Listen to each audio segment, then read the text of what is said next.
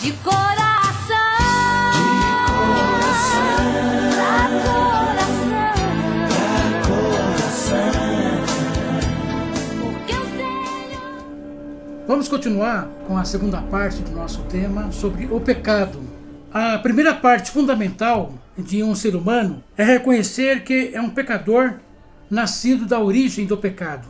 Vamos fazer uma leitura bíblica lá no Evangelho de 1 Reis, conhecendo assim os ensinamentos do nosso Altíssimo sobre a respeito do pecado. Aqui em 1 Reis, capítulo 8, versículo 34 e 35, diz o seguinte: ouve tu então nos céus e perdoa o pecado do teu povo Israel, e toma-o a levar a terra que tens dado a seus pais.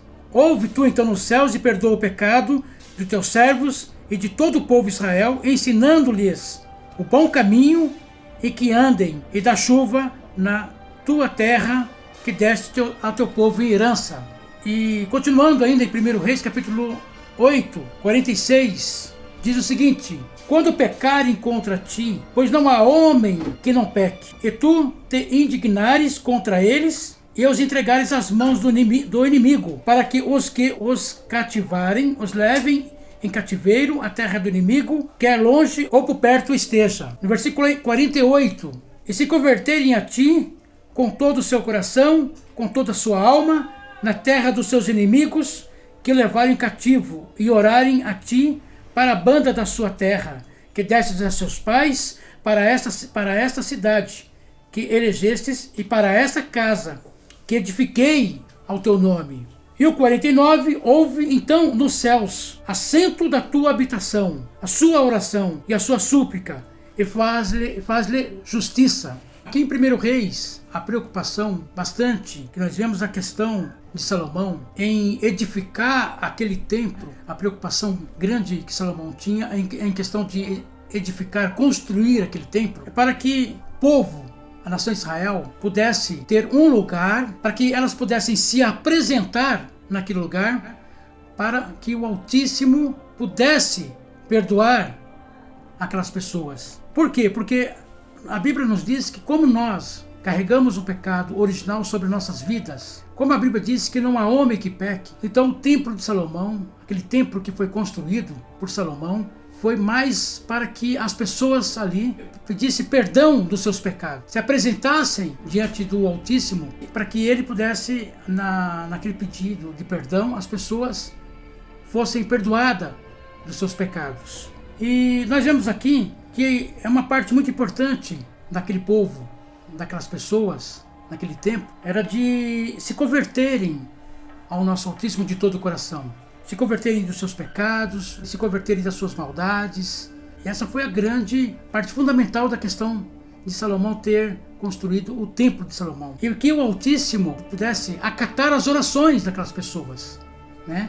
De todas aquelas pessoas que lhe se apresentavam para pedir perdão dos seus pecados. No livro de Jó, continuando aqui sobre a questão do pecado constituído em nossas vidas, né? Porque, como diz a própria palavra, não há homem que nenhum peque, mas também há necessidade que nós reconhecer, que nós possamos, né? A primeira parte fundamental de um ser humano é reconhecer que é um pecador nascido da origem do pecado. Então é importante que nós reconhecemos que nós somos pecadores e que nós possamos se apresentar na presença do nosso Cristo, do nosso Altíssimo, para que eles possam nos perdoar os nossos pecados. Isso é uma parte muito importante de nossas vidas.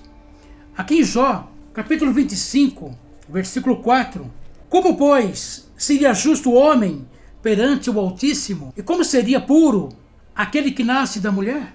Então Jó já está realmente dizendo, né? Como que pode o homem ser puro, que é realmente sendo nascido da mulher? Isso nos dá uma total afirmação, realmente, que nós carregamos o pecado original sobre nossas vidas.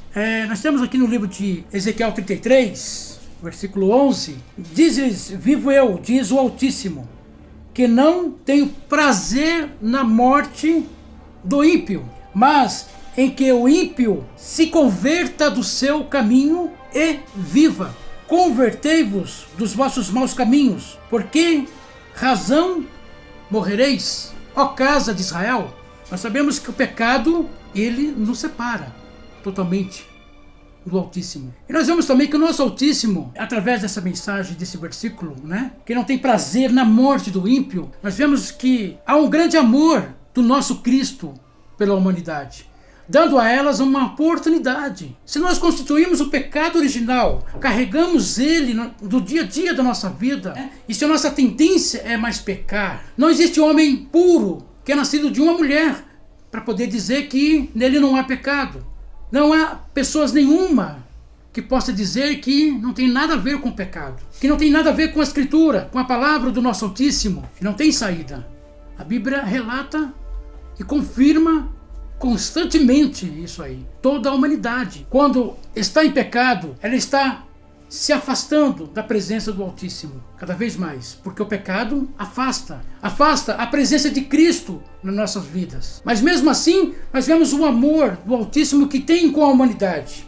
Nós vemos assim aquele amor que o Altíssimo tem com o seu povo, e mesmo às vezes o seu povo peque ou chega a andar até no pecado, mas o Altíssimo ainda dá oportunidade. Era assim que Salomão confiava, e dizendo que não há homem que peque, e haveria necessidade de ali fazer um lugar, haveria necessidade de fazer ali um templo, para que as pessoas usassem aquele lugar para se apresentar dizendo: eu sou um pecador, Altíssimo, eu pequei na tua presença e careço do seu perdão. Então nós vemos que o templo foi construído para que as pessoas reconhecessem que era pecadora. Aquele templo era usado para as pessoas ali se apresentarem como uma pecadora, carregando o pecado original sobre as vossas vidas. E assim também que o Altíssimo quer com a humanidade, assim que o nosso Cristo quer com a humanidade, é que venham reconhecer que é nascido do pecado original,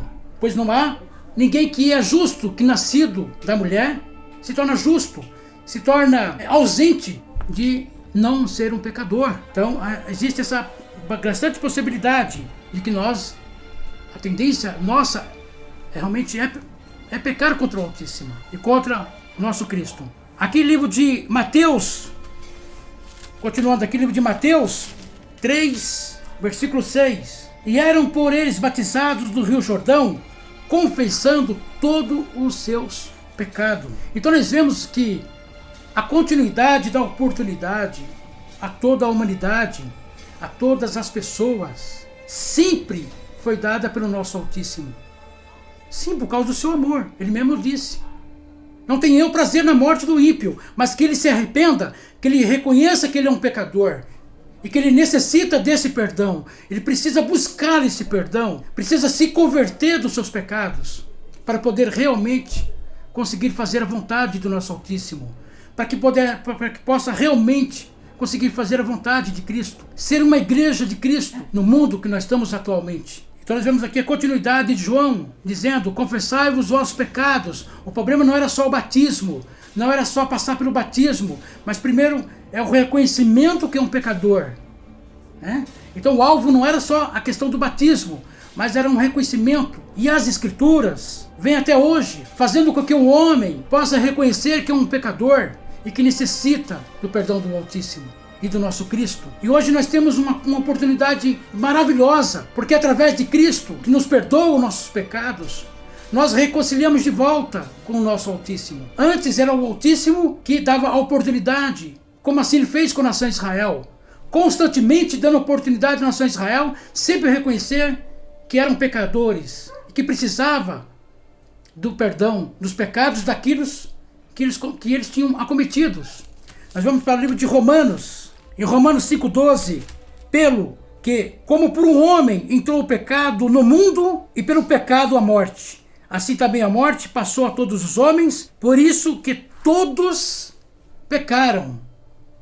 Todos pecaram. A Bíblia é uma afirmação de toda a humanidade.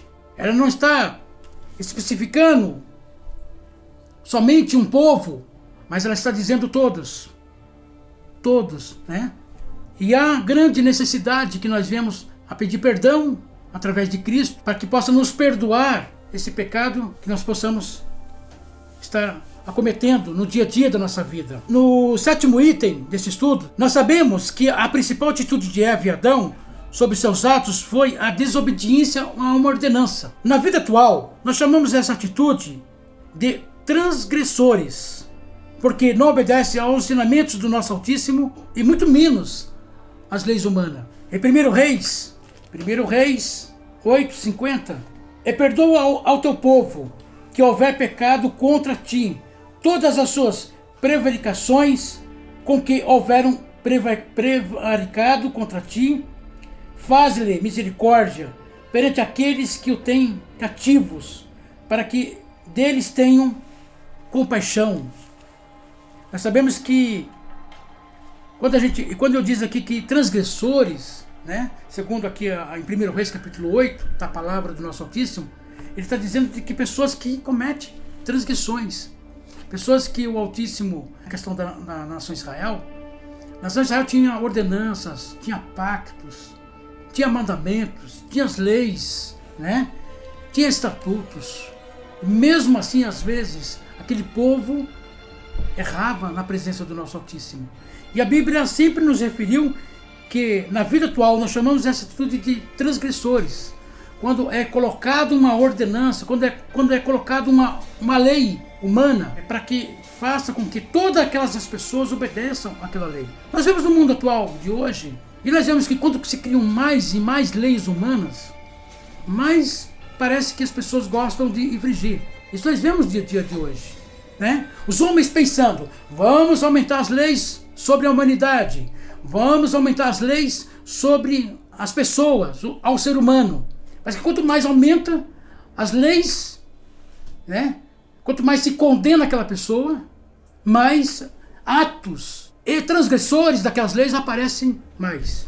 Por quê? Porque às vezes é aquilo que a gente tenha dito. Se uma pessoa não obedece ao Altíssimo, se uma pessoa não obedece ao nosso Cristo, e nela já está imputado o pecado original, e ela já tem realmente tendência de pecar, porque não há ninguém que peque, como diz a Escritura, é a palavra que está dizendo, não há sequer ninguém que peque, nem ninguém nascido da mulher, da madre, né? Então, que não consegue ser justo, porque o pecado está sobre ele. Então, se ele não obedece aos ensinamentos do Altíssimo, como é que um homem vai obedecer leis humanas? Por isso que eu disse, na vida atual, nós chamamos essas atitudes de transgressores. Por quê? Não obedece nem ao ensinamento do Altíssimo e muito menos às leis humanas, porque a tendência é cada vez mais pecar. E quanto mais o pecado aumenta, se nós podemos nos aperceber no nosso dia a dia, a maldade vai multiplicando. Quanto mais o homem acha que não é pecador, quanto mais o homem acha que é livre para fazer aquilo que ele quer, sem ter acima dele um Criador, sem ter acima dele umas leis humanas que impõem um temor. Porque as leis humanas é para impor um temor, que o homem não venha fazer aquele ato, né, por causa das leis humanas que tentam impor um temor a ele. E você já imaginou? Ainda mais ainda quando ele não teme e não obedece às leis do nosso Altíssimo, não obedece à vontade do nosso Cristo sobre as nossas vidas. Em livro de Salmos 36:1, a prevaricação do ímpio diz no íntimo do seu coração: não há temor do Altíssimo perante os seus olhos. Então a Bíblia diz o seguinte, o que a Bíblia está nos fazendo nos discernir espiritualmente, que o homem que não reconhece que é um pecador, que o homem achando que todas as suas atitudes não complicam na sua espiritualidade, ou não tenha nada a ver, né? Não tenha temor sobre coisíssima nenhuma, a catástrofe no mundo se aumenta cada vez mais. Não obedece aos ensinamentos do Altíssimo, não reconhece que é um pecador, não obedece e nem cria temor das leis humanas. E aí a pessoa se acha na posição de realmente fazer coisas absurdas. Nós vemos diariamente, né? Homens de uma hora para outra dando o seu ato, através da sua indignação, né? Ele está ali realmente agindo da sua própria consciência, da sua própria vontade, sem temor nenhum, sem temor ao Altíssimo, sem temor às leis humanas, nenhum. Vai lá e age como uma coisa simplesmente normal. Mas para o Altíssimo não. Para o nosso Cristo, essa atitude não é normal. É uma atitude pecaminosa. Para as leis humanas, aquilo não é um temor. Mas as próprias leis são feitas para gerar um temor, para que aquele ato não possa acontecer. Mas por que será que acontece? Por causa que realmente não obedece. Nem aos ensinamentos do Altíssimo, nem aos ensinamentos de Cristo, e nem às leis humanas. Vamos para Isaías 46, 7 e 8. Sobre os ombros o tomam, o levam e o põem em seu lugar. Ali está do seu lugar, não se move, e se recorrem a ele, resposta nenhuma dá, e nem livra alguém da sua tribulação. Lembrai-vos disso e tende ânimo, reconduze-o ao coração, ó prevaricadores. Então a Bíblia está dizendo que quando o homem haja por si mesmo, por sozinho, a Bíblia diz que quando ele se sente atribulado, ele praticamente está sozinho. Quando o homem comete os seus atos pecaminosos, quando ele se sente atribulado, é o momento que ele se sente sozinho. Porque não tem amparo nenhum por causa dos seus atos acometidos.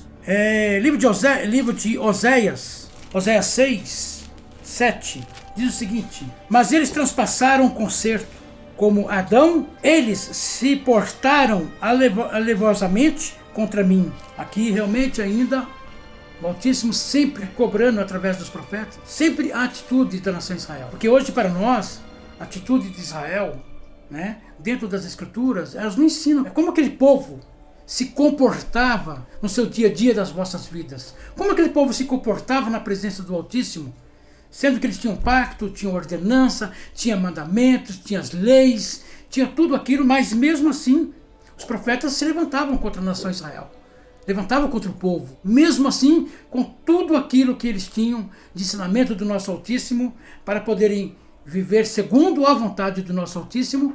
Realmente ainda os profetas se levantavam contra ele, contra aquele povo. E a gente tem hoje a Escritura como um espelho para nós, um espelho de nós entendemos a condição de estar, como está o mundo de hoje, né? Como está a humanidade de hoje, o caminho que a humanidade está direcionando hoje. A palavra do nosso Altíssimo se torna um espelho, e também se torna um espelho para nós que somos igreja, como é que vamos se proceder dentro desse meio, desse modernismo, de toda essa mudança do dia a dia da vida de cada pessoa. Ela também se torna espelho para isso também, para como nós vamos conduzir no mundo que quanto mais as pessoas não reconhecem que é pecadora, quanto mais as pessoas não obedecem aos ensinamentos do nosso Altíssimo, quanto mais as pessoas não obedecem às leis humanas, para lhe gerar um temor, para não praticar os atos que são praticados, a Igreja de Cristo, ela tem que saber como é que ela vai conseguir conviver no meio de toda essa mudança que está havendo cada vez mais. Vamos entrar na parte B, que diz o seguinte: o que nos ensina a Bíblia sobre o pecado da desobediência. Então agora vamos espelhar nas Escrituras algumas passagens bíblicas para entendermos, né, quando a pessoa ela pratica o ato, o que o Altíssimo, lá da sua morada, né, lá nos céus, olha para aquele ato praticado daquela pessoa. Vamos para Gênesis capítulo 19, 17 e 26. E aconteceu que, tirando-os fora, disse: escapa-te por tua vida, não olhe para trás de ti, e não pares em toda esta campina, escapa lá para o monte, para que não pereças. Versículo 26. E a mulher de Ló olhou para trás e ficou convertida numa estátua de sal. Nós vemos aqui uma passagem bíblica, o quanto a obediência é importante para os ensinamentos do nosso Altíssimo, o quanto é importante a obediência para o nosso Cristo, é importante para nossas vidas. Então nós vemos que a Ló, os anjos, chegaram em Ló, junto com a sua mulher e suas filhas, e disse: ó, não olhe para trás, sempre para frente. Vão subir no monte, mas não olhe. A mulher de Ló, né, quando estava subindo quase na metade do monte, para se ausentar de Sodoma e Gomorra, olhou para trás. Então nós vemos a questão bíblica, os ensinamentos. Ela se converteu numa estátua de sal, né? Por quê? Porque ela olhou. No olhar significa que ela desobedeceu uma ordenança. E a Bíblia nos explica a gravidade do problema da desobediência. Vamos um pouquinho mais para frente, no livro de Levíticos, Levíticos 10, 1 e 2. E os filhos de Arão, Nadab e Abiú, tomaram cada um seu incensário e puseram neles fogo, e puseram incenso sobre ele e trouxeram fogo estranho perante a face do Altíssimo, e o que lhes não ordenara. Então saiu fogo de diante do Altíssimo e os consumiu e morreram perante o Altíssimo. Então nós vemos uma questão que o que nos ensina a Bíblia sobre o pecado da desobediência? Nós vemos mais uma desobediência.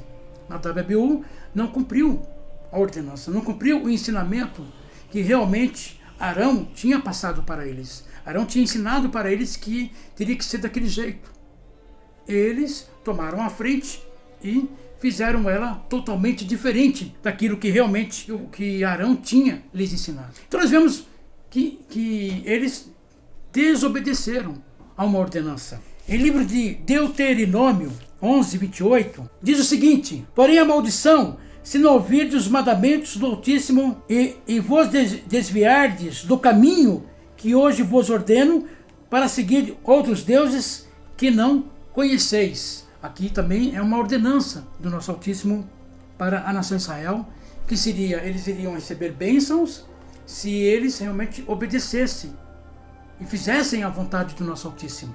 Nós temos também aqui em Deuteronômio, capítulo 30, 2, e te converteres ao Altíssimo e deres ouvido à sua voz, conforme a tudo o que eu te ordeno, hoje tu e teus filhos, com todo o teu coração e com toda a tua alma. Então nós vemos que, continuando a conhecer aqui através do ensinamento do nosso Altíssimo no Antigo Testamento, sempre é dada uma ordenança para eles, para que eles possam sempre poder cumprir realmente aquilo que o Altíssimo tinha ensinado para eles. No livro de Josué, conhecer um pouco mais também o que nos ensina a Bíblia sobre o pecado da desobediência. Josué 7, 11. Israel pecou e até transgrediram o meu concerto, que lhes tinha ordenado, e até tomaram o do anátema. E também furtaram, e também mentiram, e até debaixo da sua bagagem o puseram. 20. E respondeu Acã a Josué: verdadeiramente te pequei contra o Altíssimo, e fiz assim e assim. Então nós vemos aqui que Acã, o que Acã fez? Ele foi lá, cobiçou algo no seu coração, bateu os olhos em algo, uma manta, em algumas coisas de ouro, umas coisas muito importantes, e cobiçou no seu coração aquilo, pegou aquilo e levou para consigo, sendo que o Altíssimo tinha dado uma ordenança que aquilo não poderia acontecer. Nenhum homem poderia agir ou praticar aquele ato. E Acã fez isso. E qual foi o preço? O preço é que Josué, quando partia para a guerra, ele era derrotado. Partia a segunda vez para a guerra, era outra vez derrotado. E a derrota estava constantemente acontecendo nas guerras de Josué, até que o Altíssimo tocou no coração de Josué, dizendo: olha, um homem está no meio de vós, e ele está em pecado. Ele pecou contra mim. E aí foi onde que Josué foi procurar quem era esse homem, e acabou achando em Acã. Mas vemos que a desobediência, ela tem as suas causas. A desobediência tem os seus efeitos. Por isso que é importante nós aprendemos a obedecer ao nosso Altíssimo. Por isso que é importante nós aprendemos em obedecer ao nosso Cristo, aprender o que realmente Cristo quer que nós venhamos a fazer no nosso dia a dia da vida. Porque o pecado, ele gera um conflito, ele gera algo de tribulação, de tristeza, ou um agravamento muito grande na vida das pessoas. Josué partia para a guerra, uma vez perdia, voltava eles derrotado, até que uma hora ele perguntou ao Altíssimo: o que está acontecendo? O efeito da desobediência de Acã resultou nas derrotas de Josué quando partia para a guerra. Mas apenas era que um homem, mas um homem que estava em pecado. E o Altíssimo queria realmente depois mostrar para Josué, dizendo o seguinte: olha, aquele homem tem um homem que pecou. Enquanto ele continuar em pecado, vocês serão derrotados, porque eu me ausento de vocês. O Altíssimo, como a gente sempre tem dito, por isso que o pecado original na nossa vida, por isso nós temos que reconhecer A primeira, como eu disse anteriormente, a primeira parte fundamental do ser humano é reconhecer que é um pecador nascido da origem do pecado. Porque o quanto nos afasta do nosso Altíssimo as consequências do pecado. No livro de 1 Samuel 13, 9. Então disse Saul: trazei-me aqui um holocausto, ou ofertas pacíficas, e eu oferecerei o holocausto. Vamos saber? Será que essa atitude de Saul era correta? Será que o rei de Israel estava agindo corretamente? Vamos ver que a Bíblia nos ensina? Vamos então para o versículo 13. Então disse Samuel a Saul: obraste neciamente e não guardaste o mandamento que o Altíssimo te ordenou, porque agora o Altíssimo teria confirmado o teu reino e sobre Israel para sempre. Porém, agora não subsistirá o teu reino, já tem buscado o Altíssimo para si um homem segundo o seu coração, e já lhe tem ordenado o Altíssimo que seja chefe sobre o seu povo, porquanto não guardaste o que o Altíssimo ordenou. Então nós vemos o quê? A consequência da desobediência. Como ele é grande. O rei Saul estava ali na posição de rei, escolhido pelo povo. O povo o escolheu, a nação Israel. O povo ungiu para ser rei deles mesmo e desobedeceu praticamente uma ordenança. Segundo as Escrituras, segundo o ensinamento da palavra do nosso Altíssimo, só quem poderia fazer isso era Samuel e não Saul. Saul não tinha essa posição de assumir, de poder fazer um holocausto. E simplesmente por ele achar-se rei da nação Israel, ele poderia fazer isso. Mas segundo a palavra, segundo Samuel, disse que ele cometeu um pecado de desobediência. E que a desobediência em relação ao pecado, ou nossos atos, ela tem respostas. Ela tem respostas. E respostas da desobediência, ela não é muito boa, às vezes, quando nós desobedecemos. De coração.